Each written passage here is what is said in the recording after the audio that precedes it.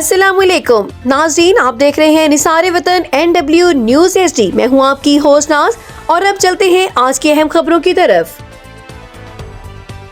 खबर शामिल करते हैं रहीम यार खान से। हनीफ अजीमी की रिपोर्ट के मुताबिक डिप्टी कमिश्नर रहीम यार खान ज़हीर अनवर जप्पा का नाइट शिफ्ट में शेख सैयद हस्पताल का अचानक दौरा। रहीम यार खान में आवाम को मियारी तिबी सहूलियात की फराहमी के लिए ज़िले इंतजामिया मुतहरिक हो गई। डिप्टी कमिश्नर रहीम यार खान ज़हीर अनवर जप्पा ने नाइट शिफ्ट के दौरान शेख सैयद हस्पताल का अचानक दौरा किया और अस्पताल में फराहम की जाने वाली तिबी सहूलियात का तफसीली जायजा लिया।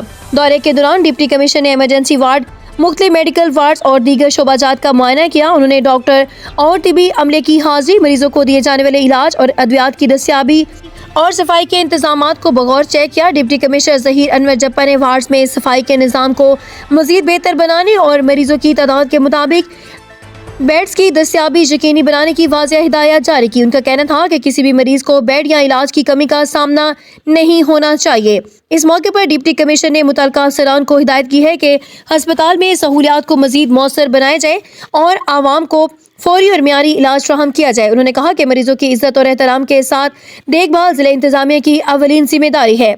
डिप्टी कमिश्नर ज़हीर अनवर जप्पा ने वाज़ेह किया कि सरकारी हस्पतालों में आवाम को मियारी तिबी सहूलियात की फराहमी हुकूमत पंजाब की अवलीन तरजीह है और इस मकसद में किसी किस्म की गफलत बर्दाश्त नहीं की जाएगी।